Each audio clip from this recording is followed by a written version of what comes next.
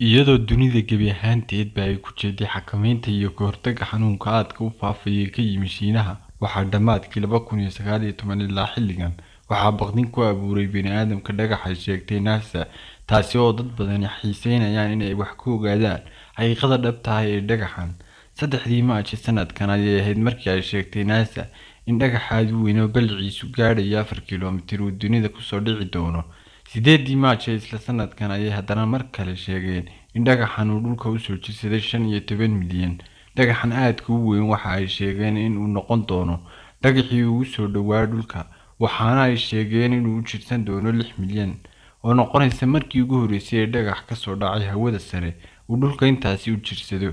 NASA ayaa sheegtay in dhagaxani uu soo dhici doono 29 bisha Abriil ee sanadkan, iyaga oo sheegay in haddii dhagaxani dhulka ku soo dhaco sababayo dhulgariir abid ugu weynaa caalamka, meesha uu ku soo dhacana ay la mid noqonayso meel nukliyeer lagu dhuftay. Marka laga yimaado dhagaxan, waxaa isweydiin mudan, ma yahay dhagaxan mid hore ugu soo dhacay adduunka? Aan dib ugu laabano 2013 iyo dhagaxii 50 mitir ahaa. Waa 2013kii caawa saacadu markay tahay 9:15 habeenimo xilliga bariga Afrika, waxaa koomka adduunka baalmari doona asteroid ama dhagax ka soo dhacaya samada. Dhagaxan ayaa xajmigiisu leeyahay 50 mitir oo isku wareeg ah. Nasiib wanaag, dhagaxan ayaa maraya wax ka badan 3000 oo mayl meel u jirta adduunka.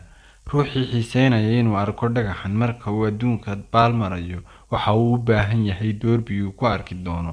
laakiin haddii dhagaxan uu ku soo dhici lahaa adduunka, waxa uu geysan lahaa dhibaatooyin aan la soo koobi karin.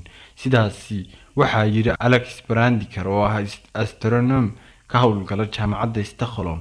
Arrinta xiisaha leh waxa weeye in uu dhagaxan marayo meel aan sidaas uga fogeyn adduunka, waana wixii ugu weynaa ee adduunka sidaas ugu soo dhawaada isagoo aan ku dhicin adduunka.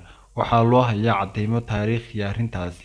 haddii uu dhulka ku soo dhici lahaa, adduunka oo dhan dhibaato saas u buuran uma geysteen, laakiin halka uu ku dhaco dhibaato weyn buu geysan lahaa. xawliga dhagaxan ku socda haddii uu dhulka ku soo dhici lahaa, waxa uu u dhigmi lahaa qaraxii bamkii nukliyeerka ahaa ee lagu dhuftay Nagasaki. haddii uu magaalo ku dul dhici lahaana, magaaladaasi way u dhammaan lahayd, ayuu yiri Alex Brandiker oo ah astronom ka howlgala jaamacadda Stockholm.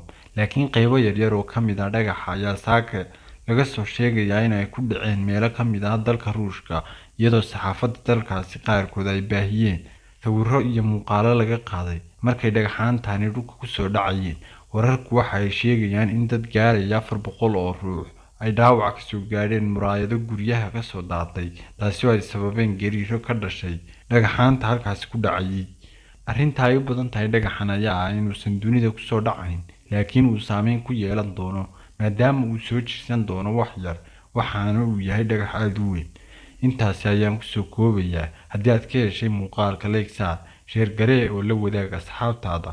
hana ka ilaawin inaad subscribe dhahdo si aan kugu soo gudbino mawduucyo iyo warbixino faa'iido leh.